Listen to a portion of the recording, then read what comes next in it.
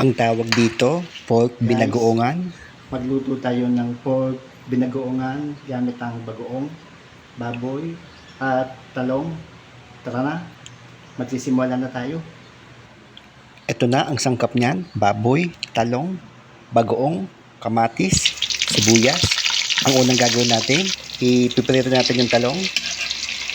Gawin lang natin hanggang sa maprito natin. Pagtapos natin maprito, lipat natin sa isang lalagyanan. Next natin yung baboy. Gawin natin golden brown yung baboy. Yan, naprito na natin. Next natin yung bawang. Tapos, kamatis. Igisa natin mabuti para mawala yung tansa. Tapos, next natin yung bagoong. Dahil yung bagoong malansa to, igisa natin mabuti. Lagyan natin ng suka. Tapos, paglagay ng suka, lagyan natin ng asukal. Igisa natin ng mga 30 minutes para yung bagoong mawala yung lansa dito sa kumukulong mantika. Yan, nakikita nyo, hindi na siya kulay pink yung bagoong. Pag nawala na yung lansa ng bagoong, lagyan natin yung baboy.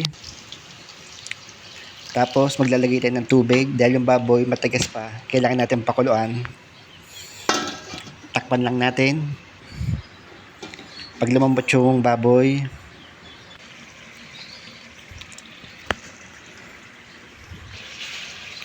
lagay natin yung siling labuyo. Tapos lagay natin yung talong.